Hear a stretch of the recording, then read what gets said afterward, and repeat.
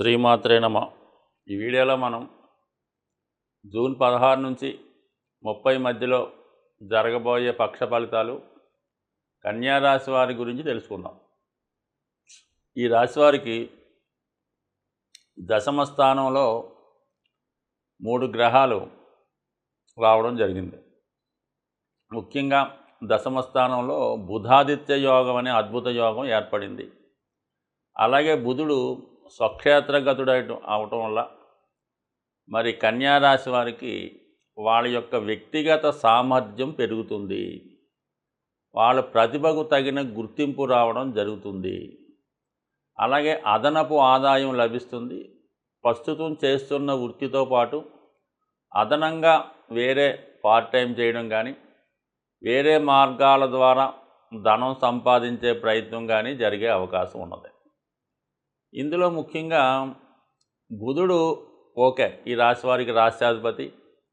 విద్యార్థులకి ఇది అనుకూలంగా ఉంటుంది. స్త్రీలకి గౌరవప్రదంగా ఉంటుంది. వాళ్ళకి కూడా ఉద్యోగ అవకాశాలు వస్తాయి. రవి దిగ్బలుడై ఉన్నాడు. వ్యయాధిపతిగా ఉన్నటువంటి రవి దశమ స్థానంలో ఉండడం వల్ల ఉద్యోగస్తులకు మాత్రం కొద్దిగా స్థానచలనం లభిస్తుంది. అయితే వాళ్ళకి అధికార హోదా పెరుగుతుంది. వృత్తిలో ఇంకా బాధ్యత పెరుగుతుంది. గతంలో చేసిన కృషికి తగిన గుర్తింపు రావడం జరుగుతూ ఉంటుంది. ఇవన్నీ కూడా జాతకుడికి అనుకూలంగా ఆనందకరంగా ఉండే అవకాశం ఉంది. ఇక శుక్రుడు ధన భాగ్యాధిపతి. ఒక విధంగా కన్యా రాశి వారికి బుధుడు కన్నా శుక్రుడు బలంగా ఉంటేనే వాళ్ళకి ఆర్థిక పరంగా అదృష్టకరంగా ఉండే అవకాశం ఉంది. అటువంటి భాగ్య రాజ్యాధిపతులు రవి బుధులు కలిసి దశమ స్థానంలో ఉండడం వల్ల ఒక విధమైనటువంటి ఉద్యోగ యోగం ఏర్పడింది. రాజయోగం లాంటి యోగం కూడా ఏర్పడడం వల్ల ఇంతకాలంగా చేస్తున్నటువంటి కృషికి ఈ సమయంలో తగిన గుర్తింపు, పదవి, అభివృద్ధి రావడం జరుగుతుంది. సో అలాగే ఏంటంటే ఖచ్చితంగా ఆదాయం పెరుగుతుంది. ఇవన్నీ కూడా జాతకుడికి అనుకూలంగా ఉంది. ఇది ప్లస్ బాగుంది.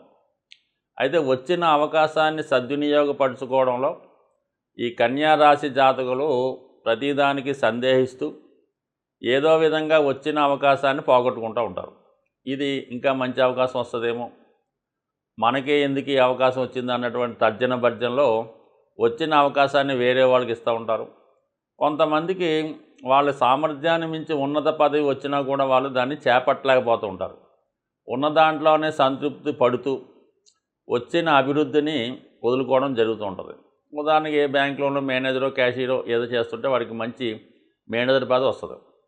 ఎందుకంటే రిస్క్ లోన్లు కట్టకూడదు, మనం కట్టాలని ఆ క్యాషియర్ పోస్ట్లోనే ఉంటాడు. ఈ విధంగా కన్యా రాశి వారు వచ్చిన అవకాశాన్ని వదులుకుంటూ ఉంటారు. చాలా సందర్భాల్లో తన జూనియర్స్ కింద పనిచేయవలసి ఉంటుంది. సో ఏదైనా అవకాశం పోయి ఉంటే మంచిది. దాని తర్వాత ఏంటంటే మరి గురువు భాగ్యస్థానంలో సంచరిస్తున్నాడు. భాగ్యస్థానంలో సంచరించడం వల్ల జాతకుడికి పుణ్యక్షేత్రాలు దర్శించాలనే కోరిక కలుగుతుంది. ఆధ్యాత్మిక చింతన పెరుగుతుంది. పురాణాలు లాంటివి తెలుసుకునే ప్రయత్నం చేస్తాడు. ఇది జ్యోతిష్య రంగంలో ఉన్న వాళ్ళకి, ప్రవచనాలు చెప్తున్న వారికి, ముఖ్యంగా ఎవరైతే బుక్స్ రాస్తూ ఉంటారో ఈ ఆధ్యాత్మిక గ్రంథాలు రచిస్తున్న వాళ్ళకి ఒక మంచి ఆలోచనలతో మంచి గుర్తింపు రావడం, వాళ్ళ గతంలో రాసినటువంటి స్క్రిప్ట్కి అది ప్రింట్ రూపంలో రావడం, గుర్తింపు రావడం, సన్మానాలు జరగడం జరిగే అవకాశం ఉంది. సో ఇంకా ఆ గురువు చంద్ర నక్షత్రం మీద సంచరించడం వల్ల రోహిణి మీద ఉన్నాడు. మరి చంద్రుడు లాభాధిపతి వీళ్ళకి. ఆ కారణం వల్ల అటు ఆర్థిక పరంగా బాగుంటుంది, పుణ్యఫలం దక్కుతుంది అన్నమాట. ఈ టైంలో జాతకుడు ఏమైనా నోములు, వ్రతాలు, పూజలు, జపాలు చేసుకుంటే దాని ఫలితం ఇమీడియట్గా పొంది వాడు ఏదైతే కోరుకుంటూ ఉంటాడో అది లభించే అవకాశం ఉంది. ముఖ్యంగా స్త్రీల సహకారం బాగుంటుంది, తల్లిగారి సహకారం బాగుంటుంది, తల్లిగారి యొక్క ఆరోగ్యం బాగుంటుంది. ఇవన్నీ కూడా జాతకుడికి మంచి నేమ్ అండ్ ఫేము, గుర్తింపు, గౌరవం లభిస్తాయి. సో మొత్తం మీద అంటే అటు భాగ్యస్థానం, అటు రాజ్యస్థానం ఏర్పడడం వల్ల జాతకుడు మల్టిపుల్గా తన యొక్క ప్రతిభని పెంచుకునే అవకాశం ఉంది. అయితే రాశి యందు కేతు ఉండడం వల్ల జాతకుడు ఎక్కువగా భోగాల కన్నా ఈ ఆధ్యాత్మిక చింతన మీద ఎక్కువగా ప్రభావాన్ని చూపిస్తూ ఉంటాడు. మనం ఏదన్నా మంచి హోటల్కి వెళ్ళి భోజనం చేద్దామా, లేదంటే టెంపుల్కి వెళ్ళి అక్కడ ప్రసాదం తీసుకుందామంటే ఖచ్చితంగా జాతకుడు టెంపుల్కి వచ్చి ప్రసాదమే తింటాడంటాడు. అటువంటి ఆధ్యాత్మిక చింతన కలుగుతూ ఉంటుంది కన్యా రాశి వారికి. బట్ ఏదైనా ఇది మంచి ఆలోచన, మంచిది. అయితే ఇవన్నీ బాగున్నాయి.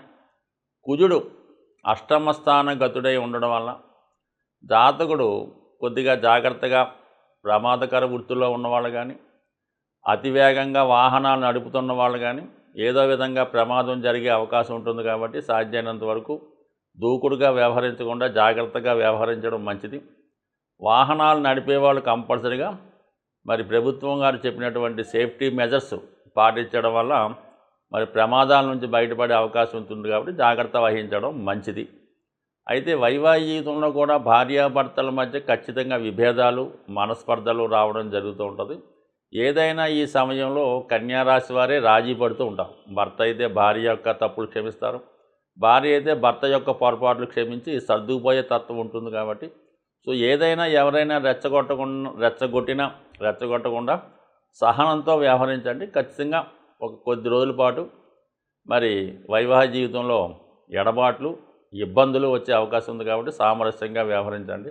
బట్ ఏదైనా జాతకుడికి అటు గురుబలం, అటు శని బలం, మిగతా 3 గ్రహాలు రవి, బుధ, శుక్ర బలాలు అనుకూలంగా ఉన్నాయి. బట్ ఏదైనప్పుడు కూడా జాతకుడు కుజుని యొక్క ఇబ్బందుల నుంచి, ఆపదల నుంచి, రుణదాతల నుంచి, ఒత్తిడి నుంచి, బంధువుల చికాకుల నుంచి తప్పించుకునే ప్రయత్నంలో ఖచ్చితంగా ప్రతినిత్యం హనుమాన్ చాలీసా పారాయణ చేసుకుంటూ సాధ్యమైనంత వరకు సర్దుబాటు దూరంలో వెళ్తే మంచిది. ఈ పక్షంలో ముఖ్యంగా ఎవరైనా సరే శని యొక్క ఇబ్బందులు గురవుతూ ఉన్నారో, అంటే ప్రస్తుతం మరి కొన్ని రాసుల వారికి శని అష్టమ, అర్ధాష్టమ, ఏలినాటి శనిగా ఇబ్బంది పడటం జరుగుతుంది కదా.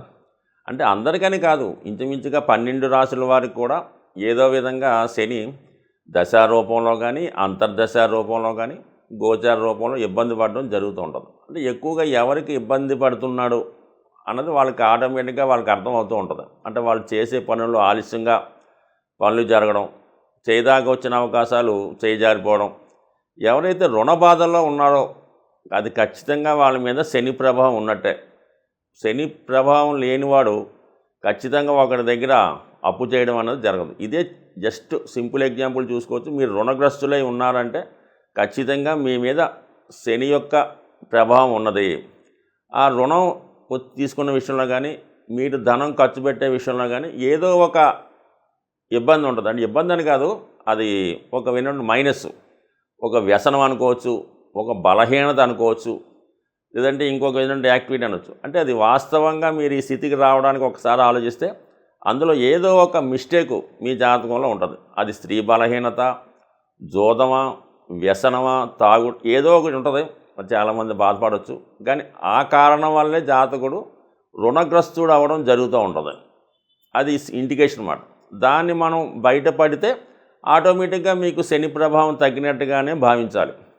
ఎవరైతే ఎక్కువగా అవమానానికి గురవుతున్నారో, సమయానికి మీరు తీసుకున్నటువంటి ధనం తిరిగి చెల్లించలేక మాట పడవలసి వస్తుందో వాళ్ళు అద్భుతంగా ఈ రాబోయే రోజుల్లో ఒక పర్టికులర్ రెమెడీ ఏంటంటే, మీరు ప్రతిరోజు మార్నింగే లెగండి. అంటే ఇంచుమించుగా 6 గంటలు 5:30కి లెగడం చేయండి.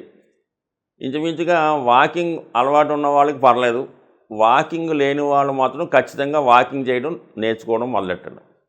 అది ఏ విధంగా చేయాలంటే, మనం సాధారణంగా ప్రతి పార్కులో కూడా వాకింగ్ ట్రాక్లు ఏర్పడడం జరిగినాయి. మీరు మామూలుగా వాకింగ్ చేయనప్పుడు రౌండ్ తిరుగుతూ ఉంటారు కదా, పార్క్ చుట్టూ తిరుగుతూ ఉంటారు. అలా కాకుండా మీరు రోజు తిరిగే విధానం కాకుండా వెనక నుంచి రివర్స్లో తిరిగే ప్రయత్నం చేయండి. ఒక 8 సార్లు మీరు తిరుగుతారనుకోండి, 8, 7, 6, 5 అలా వెనక్కి లెక్కెట్టుకుంటూ మామూలుగా క్లాక్ వైజ్లో కాకుండా యాంటీ క్లాక్ వైజ్లో తిరిగే ప్రయత్నం చేయండి.